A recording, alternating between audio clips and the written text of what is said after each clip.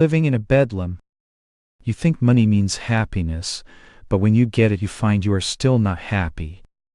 You may have money and lose your health, or have good health and lose your money, or you may have money and health and lots of troubles with people. You do good to others and they give you hatred in return. Without God, nothing in this world will satisfy you. And it is significant that God tries to tempt us away from Him with material lures. He wants to know whether we want the giver or only His gifts. If God had wanted us to live only in worldly consciousness, we would be wholly content with the things of the world, with following the ways of the world. Have you ever watched a flock of sheep? One jumps and all the others jump after him. Most people are like that. Somebody starts a fad or sets a pattern of action, and everybody else follows. Through the ages it has been like that. Each nation has its own customs, and we can't say they're all perfect. But who is to say whether a particular kind of life or custom is ridiculous? One way to judge is to remember that, in the beginning, all customs had a reason behind them. If we find that reason still applicable, the custom has a useful purpose, but it is foolish to follow custom blindly. We have to find out what is truth and what gives real happiness and follow that. Life should be simplified. If you analyzed objectively the idiosyncrasies of human behavior, you would see how humorous some of our habits and customs are. Here in America, you follow so many rules. You dress just so: dinner jackets for dining, evening jackets for going out, sport jackets for leisure. I even saw an advertisement for smoking jackets. And wives wonder why men like to get out into the country for a holiday where they don't have to wear socks and neckties. Once in a while it is good to get away from conformity to a monotonous schedule. To be methodical and efficient is commendable, but to become overly organized is a detriment to happiness. In India, homes are simple, dress is simple. Here, life is so complicated that happiness flies away while you are trying to do things in a certain way. Why complicate life by insisting that the table must be just so, the house must be just so? When we invite people to our homes in India, everyone dances with joy. They look forward to it. In America, you invite guests and then spend frantic hours in preparation to be sure everything is exactly right. By the time your guests come, you can hardly wait for them to depart. Living should be simple, dress should be simple, eating should be simple. I used to think it was not economical to eat in a restaurant, but once in a while it is. You can't afford to spend so much time in the kitchen that you haven't time for other more important things. When I was traveling and teaching, I used to simplify my diet and just kept a bottle of milk and some lettuce and cheese on the windowsill. It was all so easy. Heaven is within, not in things. Our training in the ashram in India was severe. We learned to curb our desires and not to cater to our likes and dislikes, nor to have preferences. We were grateful for everything that came to us. With all that you have here, many of you are just as miserable with your possessions as you would be without them. Your wants are endless. In the morning, after the husband shaves and dresses, the first thing he wants is breakfast. At the table, he wishes his wife had fixed something different, and she wishes she had better dishes and silverware. Day after day, they go on wanting this and that until nothing satisfies them, not even each other, nor their children. They are not happy at all. And because they are discontented, they turn on those closest to them. The wife nags the husband shouts at the children, and the children rebel and get into trouble with wrong friends. The thing is this: it is not wrong to have possessions, but it is wrong to be possessed by possessions. You must be free from attachment. My heaven is within me, so when I am enjoying our beautiful place in Encinitas, my inner heaven makes it even more heavenly. Without that inner contentment, even a paradise on earth can become a Hades. I see that if it were not for my inner joy, the problems of the heavy responsibilities I have undertaken here could make me so unhappy, I would like to run away. The greatest enemy of happiness in this country is the bills. There is much I like about America. I especially love the people. But your idea that you have to have certain things in order to be happy is a delusion. Even after you get them, you still are not happy. What is the sense in following the will-o'-the-wisp of material happiness? Live simply. Don't have so many things to take care of. It seems so wonderful when you buy something new. But after a while the newness wears off and you have no time for it, or you forget about it and want something else. But the bills don't forget you. Control your life, make it as simple as you can. Have money in the bank for needs and emergencies. Save more than you spend on unnecessary necessities. And always include someone else in your happiness. When you do for others, you yourself will never be left wanting. I know that if I walked away from this place right now, I would never miss it. And I would never go hungry. Everything I need would be given to me. This is not a boast. I have seen that force working in my life. Whether I am floating on the surface of life or drowned in the depths of the sea, I know that I am with God and nothing can touch me. That realization has given me supreme happiness. Without the understanding and experience I received from this teaching of India, I would have been the most miserable person in the world. Though I have earned a lot of money, I refuse to let it make a slave of me. I have never let money touch me. I gave it all away to God's work to help others. My inner happiness is my greatest possession. It is wealth beyond the dream of kings. Your success is what you have attained within.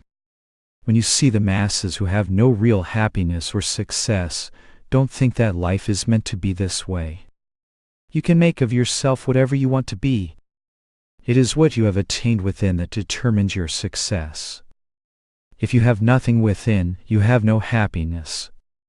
And if you have nothing outside, but are happy within, you have all success. Though you cannot judge people by their outer circumstances. Right amongst you in the crowd there may be one of exalted spiritual stature who has attained real soul peace and happiness within. This is why moral success, freedom from the dictates of wrong habits and impulses, gives more happiness than material success. In moral success there is a psychological happiness that cannot be taken away by any physical condition. You can spend all your time making money, but it won't produce the lasting comfort and security you are looking for. In fact, it will bring more misery because peace and happiness are in the mind, not in things. If you do not also devote time to the discipline of your mind, no amount of material prosperity will satisfy you. This discipline is not a process of torture, but the training of the consciousness to adopt those thoughts and actions that lead to happiness. Your happiness is your success, so let no one take your happiness away from you. Protect yourself from those who try to make you unhappy. When I was young, I used to feel very impatient when someone told an untruth about me, but then I found it is much better to have the satisfaction of my conscience than the approbation of people. Conscience is intuitive reasoning, reporting the truth about yourself and your motives. When your conscience is clear, when you know you are doing right, you are not afraid of anything. A clear conscience mirrors a certificate of merit from God. Be immaculate before the tribunal of your conscience, and you shall be happy and have the blessing of God. If you don't make money, it is because you don't really concentrate on it. Similarly, if you aren't happy, it is because you don't concentrate on being happy. The mule that carries a bag of gold on its back doesn't know the value of that load. Likewise, man is so absorbed in toting the burden of life, hoping for some happiness at the end of the trail, that he does not realize he carries within him the supreme and everlasting bliss of the soul. Because he looks for happiness in things, he doesn't know he already possesses a wealth of happiness within himself. Put your duties in proper perspective. The teaching of yoga does not advise you to fly away from your duties in the world. It tells you to saturate yourself with the thought of God while you do your part in this world where He has placed you. If you desire a life of seclusion in the forest or in the mountains, thinking that in the freedom from duties there you will find God, you must have the will to sit all day, day after day, in meditation. Certainly that effort is commendable. But it is much greater to be able to be in the world, but not of it, to perform your true duties for the benefit of others while keeping your mind on God. By forsaking work no one reaches to perfection. O Arjuna, remaining immersed in yoga, perform all actions forsaking attachment to their fruits. You must think of greater and lesser duties in proper perspective. And don't let one duty contradict another. In the Sanskrit scriptures there is a divine law, one of the most beautiful laws ever given to the world. If one duty contradicts another duty, it is not a true duty. If you seek financial success at the cost of health, you are not fulfilling your duty to the body. If you are so crazy about religion that you neglect your material responsibilities, you are not balanced. You have allowed one duty to contradict your obligations to your body and family. If you lose sight of your duty toward God because you give all your attention to fussing about your family, that is not duty. Many ask, shall we first acquire material success to fulfill our worldly obligations, and then seek God? Or should we have God first and then go after success? By all means, God first. Never begin or end your day without communion with Him in deep meditation. We should remember that we could not perform any duties without the power borrowed from God. Though it is to Him we owe our first allegiance. If you do your other duties but forget God, He doesn't like that at all. The ideal is to perform all duties with the sole desire to please God. To speak of seeking God and material fulfillment together sounds good, but unless you meditate deeply and regularly so that you anchor your consciousness in God first, the world will claim all your attention and you will have no time for Him. Without the consciousness that God is with you, your material duties usually turn into methods of torture. But if you have God with you all the time and do your duties with the consciousness of God, you can be the happiest person. Their thoughts fully on me, their beings surrendered to me, enlightening one another, proclaiming me always, my devotees are contented and joyful. If I had not had the training of my Guru, Swami Sri Yukteswar, which gave me that divine consciousness, I would have lost heart long ago, trying to help people and to build this work, and sometimes getting slaps instead of cooperation. I used to argue with Guruji that organizations are hornets' nests. Everyone expects you to please him. But I have found that if God comes first, spiritual organization is a hive and God is the honey that nurtures others with divine love and peace. If you rule others with the attitude, I am king, they will soon dethrone you. But if you guide others with sincere love, you can be a king of hearts. Of course, your love is reflected more in true hearts, and when you love all impartially, you can recognize those who respond to that love.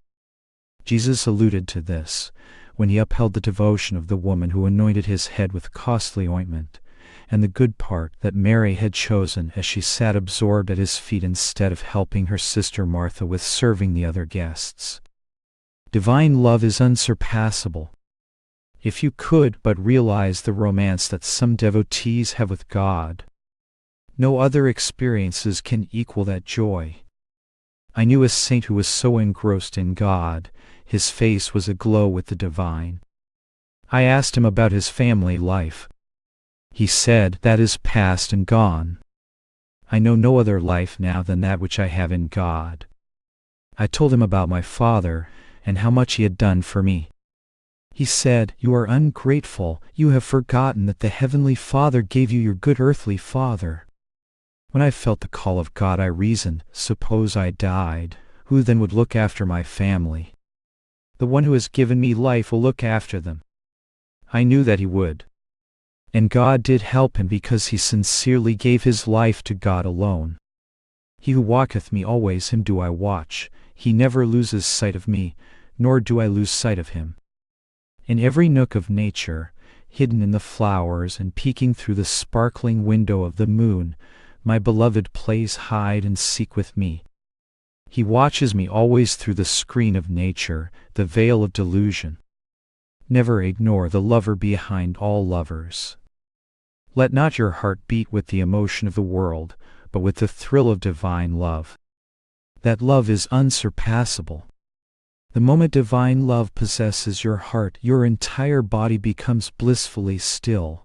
When the Master of the universe came into my body temple, my heart forgot to beat, and all the cells of my body forgot their duties. They were transfixed, listening to the voice of life immortal, the lover of all life, the life of all lives. My heart, my brain, all the cells of my being were electrified, immortalized with his presence. Such is the love of the Lord.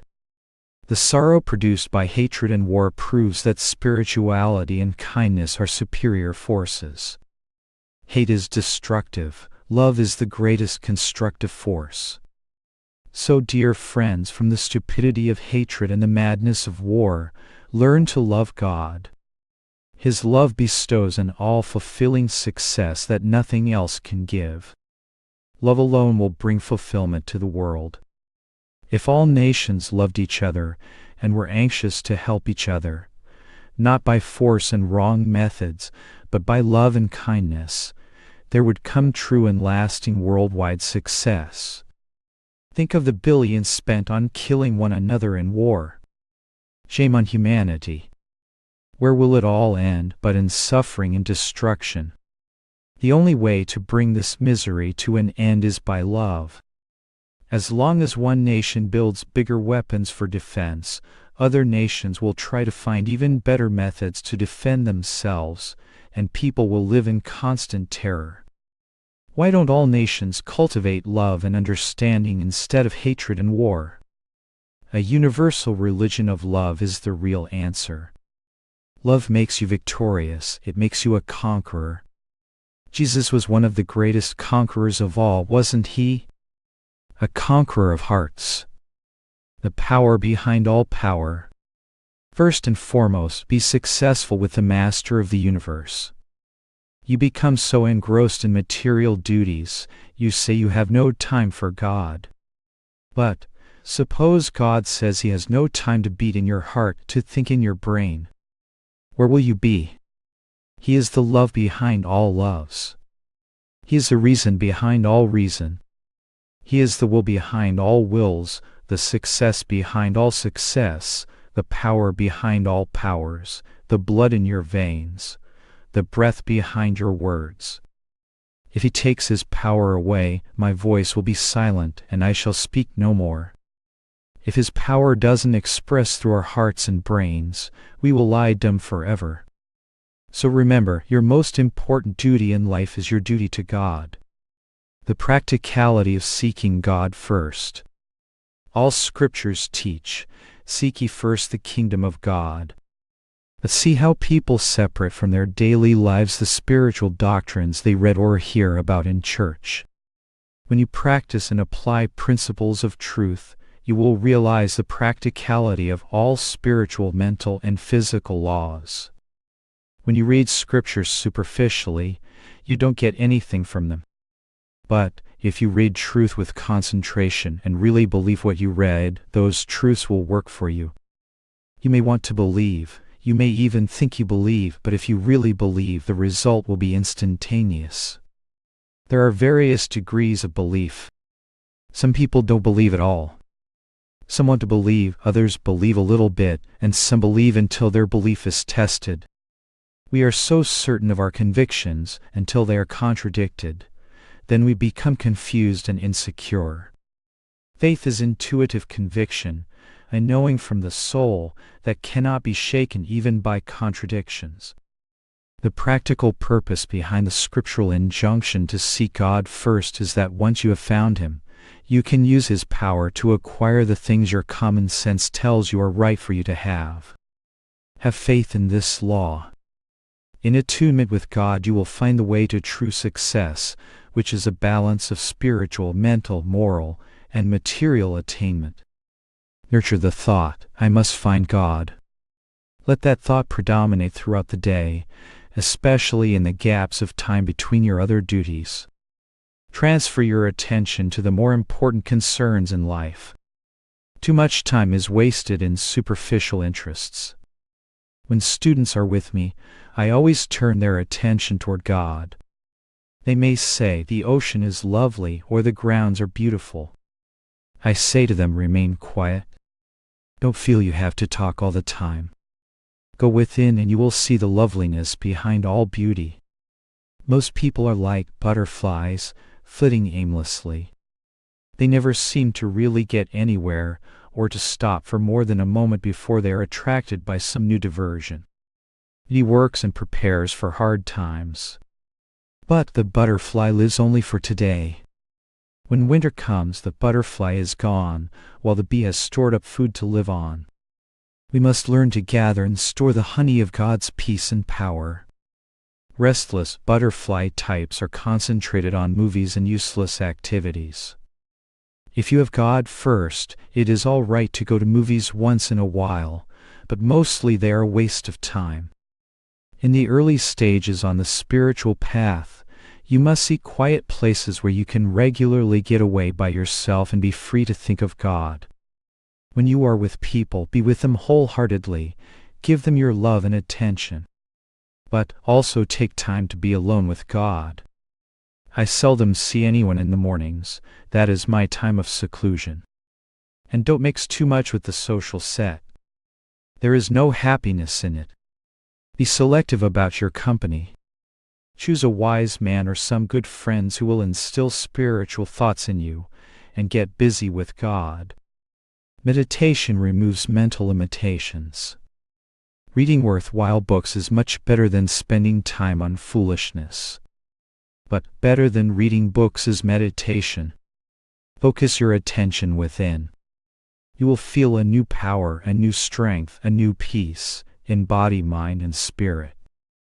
Your trouble in meditation is that you don't persevere long enough to get results. That is why you never know the power of a focused mind. If you let muddy water stand still for a long time, the mud will settle at the bottom and the water will become clear. In meditation, when the mud of your restless thoughts begins to settle, the power of God begins to reflect in the clear waters of your consciousness. You know why some people are never able to acquire health or make money no matter how hard they seem to try. First of all, most people do everything half-heartedly. They use only about 1/10 of their attention. That is why they haven't the power to succeed. In addition, it may be their karma, the effects of their past wrong actions, that has created in them a chronic condition of failure. Never accept karmic limitations. Don't believe you are incapable of doing anything. Often when you can't succeed at something, it is because you have made up your mind that you cannot do it. But when you convince your mind of its accomplishing power, you can do anything. By communing with God, you change your status from a mortal being to an immortal being. When you do this, all bonds that limit you will be broken. This is a very great law to remember. As soon as your attention is focused, the power of all powers will come, and with that you can achieve spiritual, mental, and material success. I have again and again used that power in my life, and you can do so too. I know that power of God can never fail. Though every other power you acquire will bring bits of success, that success will not last. But when your attention becomes divinely centralized, it will burn always as a great light that will reveal God. When a problem thwarts you, when you find no solution and no one to help you, go into meditation. Meditate until you find the solution. It will come. I have tested this hundreds of times, and I know the focusing power of attention never fails. It is the secret of success. Concentrate and don't stop until your concentration is perfect. Then go after what you want. As a mortal being you are limited, but as a child of God you are unlimited. Connect your concentration with God. Concentration is everything. First go within, learn to focus your mind and to feel the power of God. Then go after material success. If you want health, first go to God and connect yourself with the life behind all life, then apply laws of health. You will see that this is much more effective than relying solely on doctors. Commune with God and then go after health or money or seeking a partner in life. To get response from God, you must meditate deeply. Each day's meditation must be deeper than the previous days. Then you will find that as soon as your attention becomes focused, it burns out all deficiency from your mind, and you feel the power of God come over you. That power can destroy all seeds of failure. Keep your attention concentrated. When I first started on this path, I was very restless in meditation, but the time came when I sat for 48 hours completely absorbed in the ecstasy of God. Think of that power. Concentrate on that power. Watch your time. Don't waste it. You decide to make a quick trip to town to get something you need, but how easily other things distract you. Before you know it, you have been gone for hours. At the end of the day, you see how your attention was scattered. It lost all its accomplishing power. The mind is like a bag of mustard seed. If you spill those seeds on the floor, it is hard to pick them up again. Your concentration must be like a vacuum cleaner drawing those scattered seed thoughts together again. When you have finished your duties at the end of the day, sit quietly alone. Take a good book and read it with attention. Then meditate long and deeply. You will find much more peace and happiness in this than in restless activities in which your mind runs riot in all directions. If you think you are meditating when all the while your mind is scattered, you delude yourself. But once you learn to concentrate on God, there is nothing like it. Test yourself. Go on a picnic, go into town, socialize with friends. At the end of the day you will be nervous and restless. But if you cultivate the habit of spending time alone at home in meditation, a great power and peace will come over you. And it will remain with you in your activities as well as in meditation. Seclusion is the price of greatness. Focusing the attention on God's power assures success in any endeavor. The great man always does everything with the power of attention. The full force of that power can be attained through meditation. When you use that focusing power of God, you can place it on anything and be a success. Use it to develop body, mind, and soul. Therefore, friends, my last word is this: focus your attention on God, and you shall have all the power you want to use in any direction. And if you faithfully follow the scientific self-realization methods of concentration and meditation, you will see that there is no quicker or surer way to unite yourself with God. Chapter: Quickening Human Evolution. Do you realize how you spend your life?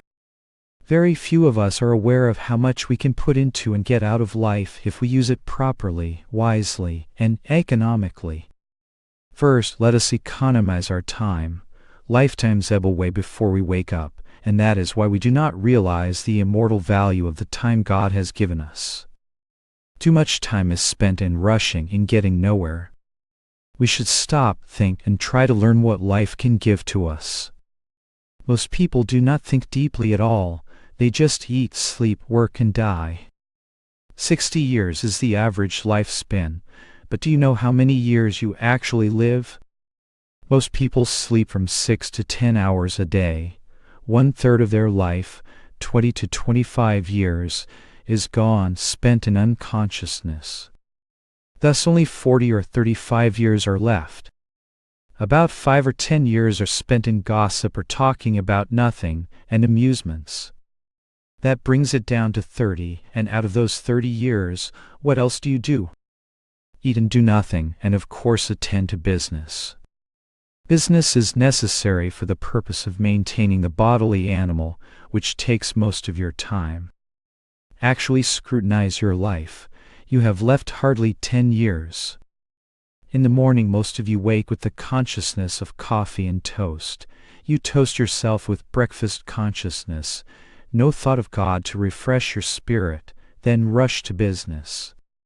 The day passes, hurry, worry, and at noontime coffee and donuts. You don't even eat right. Evening comes, movies and dancing. You come back late at night, go to bed, get up in the morning and start in again with the breakfast consciousness.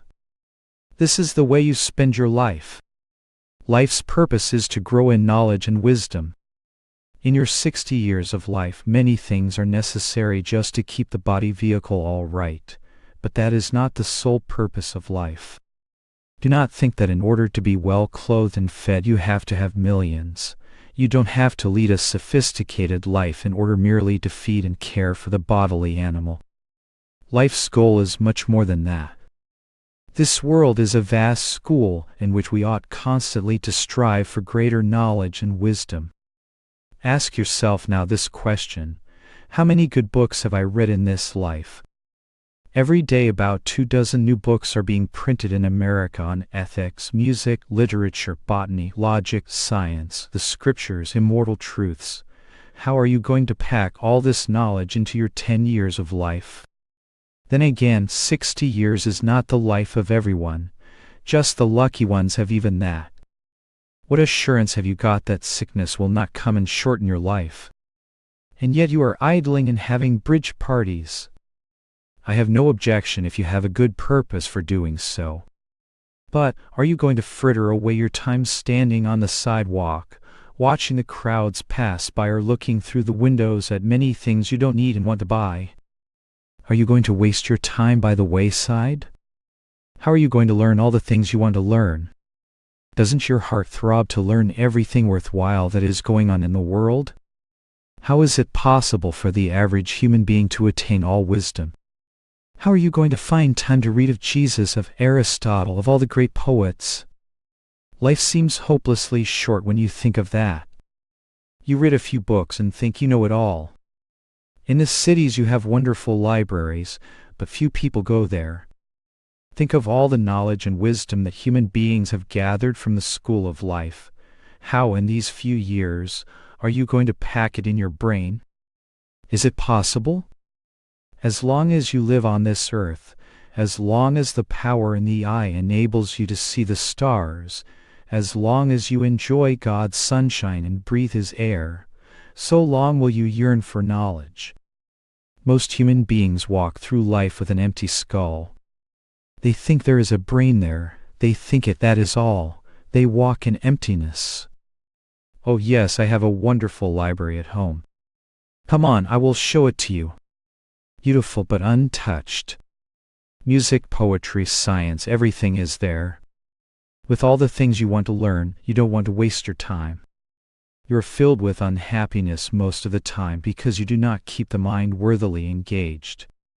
Think of Plato, Shakespeare, Maeterlinck, Lord Shankara and their works.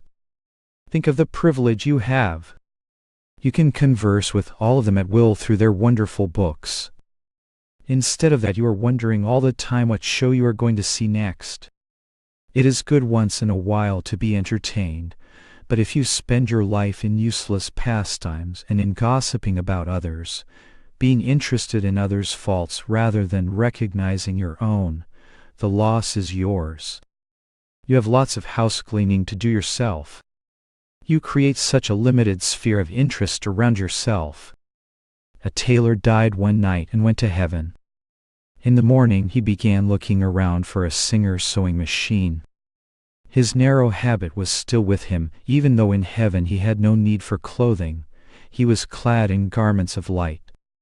You too are wasting priceless time on non-essentials when the treasures of God are around you ready to be received. Wisdom comes, knocks at your gate gently asking, "Let me in," but there is no answer, no thought, no response there. Cheap sensational novels call you hoarsely with their grossness, and your thoughts rush out to receive them with open hearts. You develop a taste for inferior things thus. If you cultivate a liking for rotten cheese, you lose your taste for good fresh cheese. As you develop a taste for inferior things, you lose the taste for better offerings, and you think yourself unable to be otherwise, because of the compelling power of bad habits. Cultivate the good habit of using this life for pursuing interests that are more worthwhile. Schedule your life. Read the world's best books. Don't waste time reading this and that indiscriminately. Read of medicine, astronomy, science, the scriptures. But one field needs to be your first concern. You must find your vocation. By contact with the cosmic vibration in meditation, you will be led to the goal that is right for you. You will be led to the work you ought to do. Concentrate upon making yourself proficient in that. Many try 10 kinds of endeavor without getting really acquainted with any. As a beginner in self-development, you cannot absorb everything about many things. Learn a little about everything and everything about one thing. Evolution can be accelerated. Still, knowledge is so vast, spiritual wisdom is so vast. And though the earth is but a speck in the universe, it is immense to us. Yet with the march of human progress, our world is becoming small. Every day it is growing smaller due to modern transportation facilities. Soon we will have to take a trip to other planets to have adventure in travels. Electricity goes anywhere in a second. Why can't we, whose bodies are essentially electromagnetic waves? But we are progressing in numerous ways, doing ordinary things more quickly. The adoption of better methods in business and transportation, mass production by huge machinery, have quickened evolution. Think of the time of life used up just in weaving of cloth by hand in the past. That time has been saved by modern machinery. So the evolution of society has been quickened by the adoption of increasingly better methods. Why can't we accelerate human evolution as well, to learn how to weave lives more quickly into all-round success? How is the human brain going to acquire in a lifetime all knowledge and wisdom? That is my question.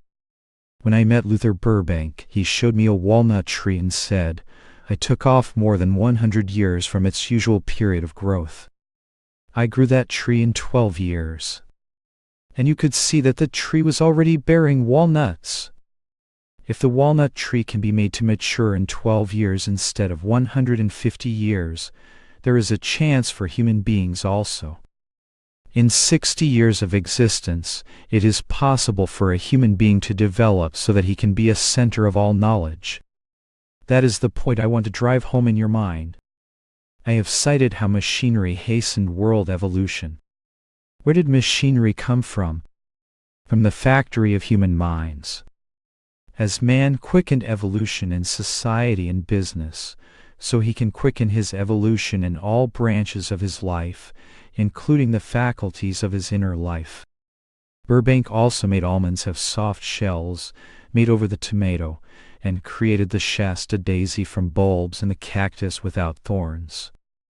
In primitive times, the different animals used to eat the cactus, so the cactus developed protective thorns.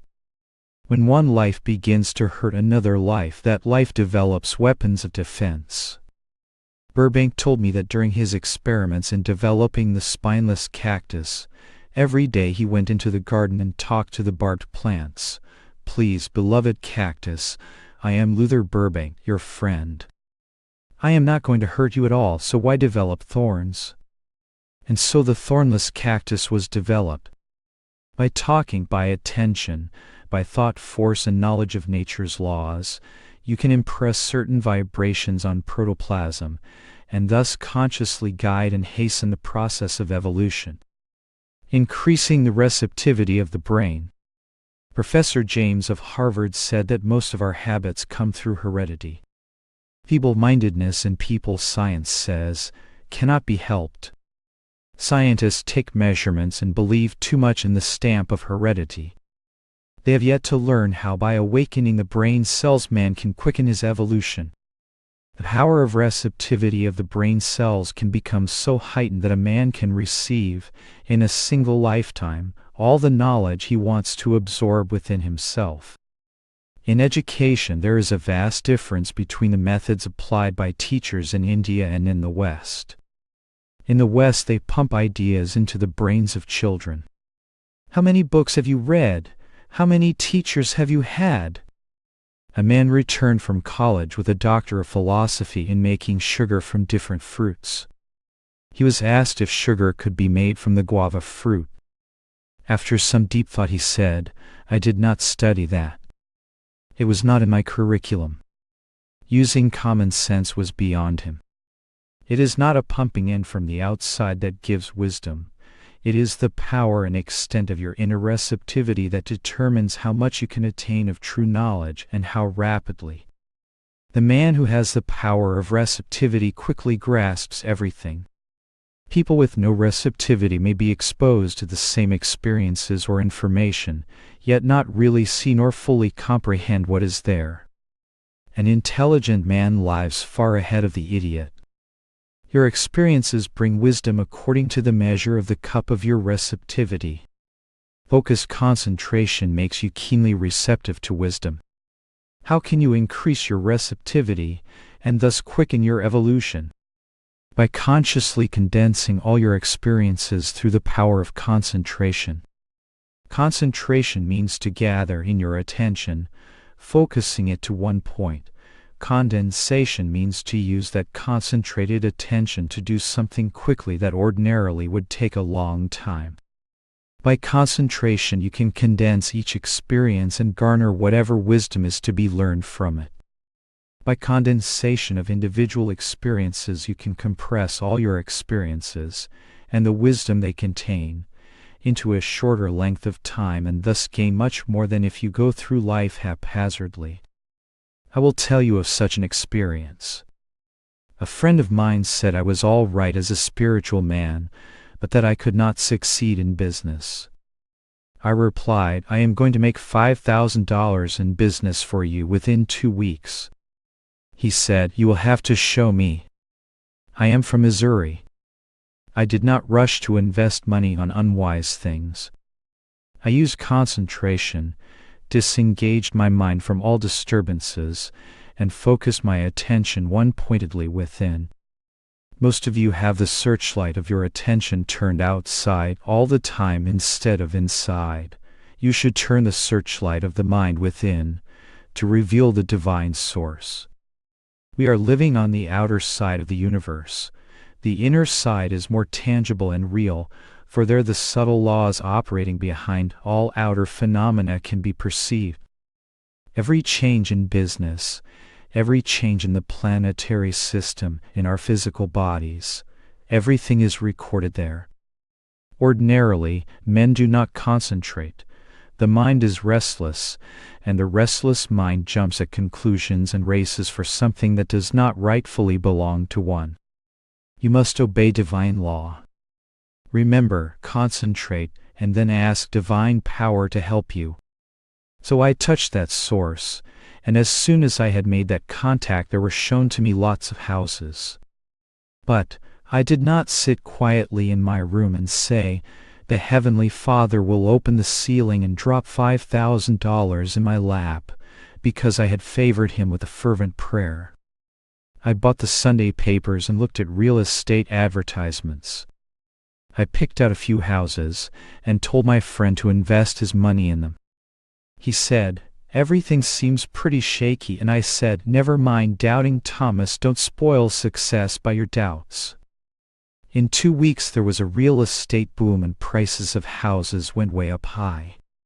He sold the houses and had a clear profit of $5,000. I showed him that the power of God works through the mind wherever we apply with faith. Concentration, when directed by divine power, does not allow you to ramble through wrong investments. You go straight to success. If that mind power can be applied in business, it can be applied in other things, in music and writing, for example.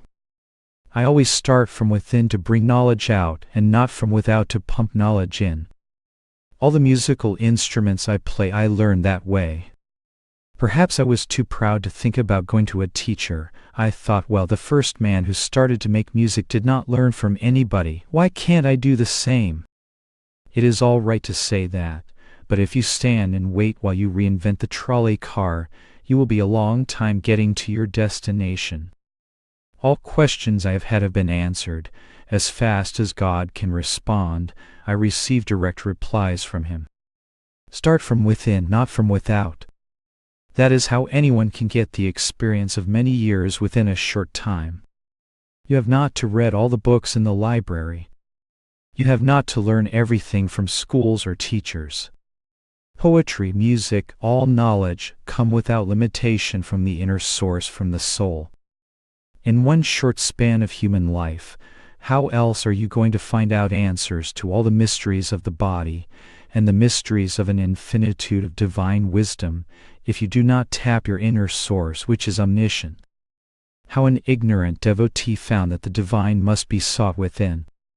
There was a Hindu devotee who was puzzled trying to decide what scriptures he should read and what idol he should worship. Idols are used in India to help fix the mind in concentration on a particular aspect of the one formless spirit, and are respectfully kept covered in a temple so that the birds and weather will not destroy them. So this devotee said, "Which God shall I worship?" He would buy one idol, and then he would be afraid the others would get angry. So he would buy another. He had 2 big trunks in which he carried all his holy books and images, suspended from his shoulders on a pole. Every day somebody would tell him he had better worship this god or that god and read this or that holy book, so heavier and heavier the trunks grew. He saw he would have to buy a 3rd trunk. But he thought, it is not possible to carry 3 trunks. He sat by the side of a pond and began to weep. "Infinite Spirit, tell me which book to read and which idol to worship. As soon as I worship one god, I think the others are getting angry." It so happened that a saint passed by that way, and seeing the crying man said, "Son, why are you weeping? What is the matter?" "Saint, I don't know which book to read, and look at these hundreds of idols. I don't know which one to please." The saint said, "Close your eyes and pick up any book and follow that book throughout life, and drop the idols on a rock and break them one by one. The one that does not break, worship that one." So he picked up one book. Most of the idols were made of clay, and all broke except one that was made of solid stone. Then the saint suddenly came back and said, "I forgot to tell you something. Now that you have found your God, go back home. But if you find a more powerful God than this one, worship him. Always worship the more powerful God." So the man went home, and on his little altar he put the stone idol, worshipping and offering fruits. Every day he discovered the fruit was gone, so he thought, "The saint certainly told me of the right idol. Since he has eaten the fruits, he must be a living God." One day, overcome by curiosity, he thought he would watch how a god eats. He opened his eyes just a little, and while he was praying he saw a huge mouse come and eat the fruit. Then he said, "Look at that stone idol. It cannot eat the fruit, but the mouse can, so it is a more powerful God." He caught the mouse by the tail and tied it on the altar. His wife said, "You have gone crazy." "No, I have not gone crazy. I am just following the instructions of the saint to worship whatever form of God is the most powerful." So he put the stone aside and began to worship the mouse instead. One day he was meditating when suddenly he heard a great noise. Opening his eyes, he saw a pussycat eating the mouse. He thought, "That is interesting. The pussycat is more powerful than the mouse. So I must worship the cat." He got hold of the cat and made a place for it on the altar. The cat did not have to catch mice anymore, receiving an offering of milk every day without any labor on its part. Day after day the man's meditation grew deeper and the cat got fatter. After each meditation, the man used to drink a bowl of milk placed before him by his wife. The pussycat was not satisfied with what she got, so she concentrated on the man's bowl of milk. One day she drank it up and went back and sat on the altar. The wife came in, saw the milk gone, looked at the cat sitting on the altar feigning innocence, and went and got the broom. Her husband's meditation was broken by the noise of the broomstick falling on the yowling cat. He looked at his wife chastising the cat, and he thought, "That is interesting. My wife is more powerful than the pussycat, so she is a better god than the cat." Then he demanded that his wife sit on the altar. So she sat, and every day he meditated on her. Of course, the wife still cooked food for her husband, and after he finished worshipping her, he would eat his meal. It so happened that one day he bit down hard on a piece of charcoal in the rice. "Why did you put charcoal in the rice? Why did you do that?" the man shouted at his wife. To which the wife apologetically replied, "Master, I did not deliberately put charcoal in the rice. Forgive me, I am thy servant." Then he said, "Ah, that's interesting. So you are my servant, you like to serve me. Then I am more powerful than you are. Then I am the most powerful God. God is in me. I have found him now within myself. You won't find God anywhere unless you find him within. Find him within, and you shall find him without, everywhere. If you find him in the temple of your soul, you find him enshrined in all temples and churches, and in all souls."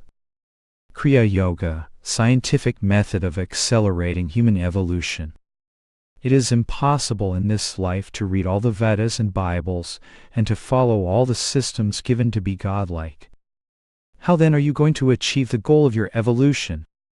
You must search within, just as the devotee in the above story found out.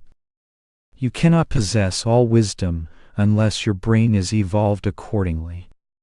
Everything depends upon the receptivity of your mind, brain cells, and the subtle astral centers of life and consciousness in the spinal column.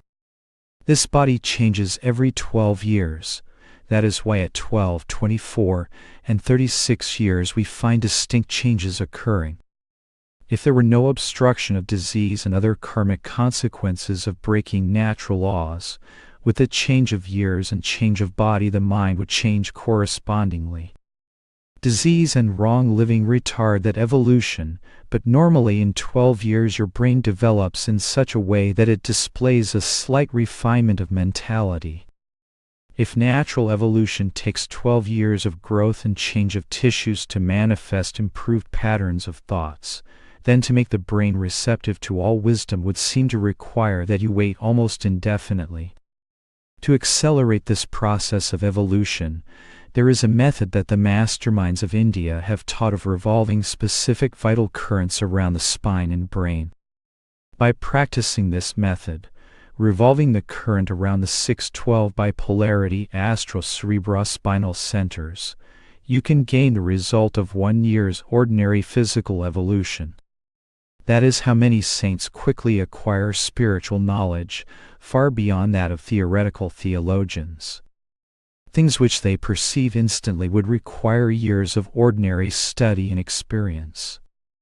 Revolving this current around the centers of divine life and consciousness in the spine and brain develops their receptivity. In a year of such practice, even 20 minutes a day, you can get the result of many years of natural evolution. Jesus Christ did not go to college, yet not one among the world's great scientists knows of God and nature's laws as he knew. Experiential knowledge ordinarily comes through the channel of the senses, but the senses do not give you more than the knowledge of phenomena, the superficial appearances of the real substance. When by concentration and practice of the above-mentioned method all the fine spinal and brain cells are tuned to the cosmic source, they become highly magnetized, charged with divine intelligent power. Some say that our brain cells at birth have come already patterned with fixed traits and therefore cannot be remolded.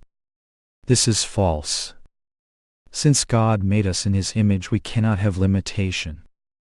If we probe deeply enough within ourselves, we will know that this is so.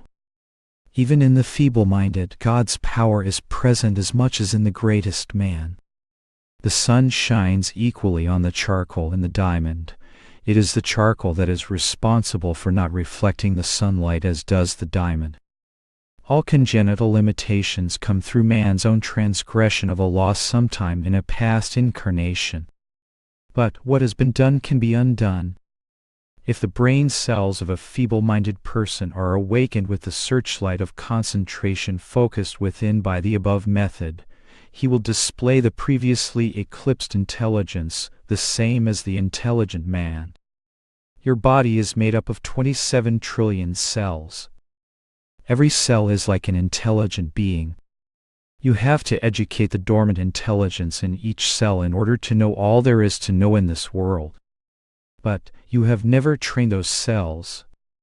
That is why you are all the time full of melancholia and passing fancies and suffering from lack of understanding. The great scientific method of mental and spiritual progress is to magnetize the cells by sending life current around the brain and spine, thereby securing the evolutionary advancement of 1 year's healthful, harmonious living. 20 minutes of this practice daily will greatly refine your mentality. When you have revitalized the brain cells, when the divine magnetism touches them, every cerebral cell becomes a vibrant brain, and you will find within yourself myriads of awakened brains ready to grasp every vestige of knowledge. With these awakened brains, the multitude of cellular mentalities in the body will awake and all things will be apprehended by you. You will study the vast book of nature and truth with 27,000 billion awakened and spiritualized microscopic brains and mentalities. Why be satisfied in half-educating a small part of your brain only? All knowledge, all success are achievable in this life. Whenever you want to know something, don't start with data. Retire within and concentrate. Seek guidance from within. When the mind is receptive, then bring the data. Start working out the business or mental solution. Do not be filled with discouragement and say it cannot be done. Every human being is a representative of the infinite power. You should manifest that power in everything you do. Whenever you want to produce something, do not depend only upon the outside source. Go deep within and seek the infinite source. All methods of business success, all inventions, all vibrations of music, all inspirational thoughts and writings are recorded in the annals of God. First, determine what your goal is. Ask divine aid to direct you to the right action whereby your objective will be fulfilled. Then meditate. Afterward, act according to the inner direction that you receive. Then you will attain what you want. When the mind is calm, how quickly, how smoothly, how beautifully you will perceive everything. Success in everything will come to pass in a short time, for cosmic power can be proved by the application of the right law. The scientific man or the businessman or anyone seeking success would accomplish more if he concentrated upon increasing the receptive quality of his brain cells, instead of depending just on books and college work for his progress. The world starts with books and outside methods, but you should start by increasing the receptivity of your intuition. In you lies the infinite seat of all knowledge. Calmness, concentration, and condensation of experiences by intuitional perception will make you master of all knowledge. Do everything with full attention, never in a haphazard way. Do not try to do too many things at a time. Perform the most important duties of life first with heartfelt enthusiasm and closest attention. Do not indiscriminately swallow useless ideas. Why should you walk in dead men's shoes? Don't let yourself act like an intellectual Victrola, content to parrot the untested opinions of others. Where are you seeking, my friends? Prayers have been asked, but God has not answered. But with the awakened brain cells, intelligent beings whom you have kept uneducated, made vibrant with the joy of God, all knowledge can be had in this life, eternity realized now. Awake! Chapter: Proof of God's Existence. Someone once asked me, "Can you give me an explanation that will help me to believe in the existence of God?" "Yes," I replied. How else can you account for the obvious intelligence that underlies all creation, from the single atom to complex man? Then I further explained to him in this way: here is a table, on it is a pitcher of water. Throughout this room there is air to breathe. Outside there is a tree, the sky, the warm sun. Each of these things is disparate in appearance, but they are all the result of a differentiation of one universal vibration. How is it that this one vibratory cosmic energy becomes solids or liquids or gases?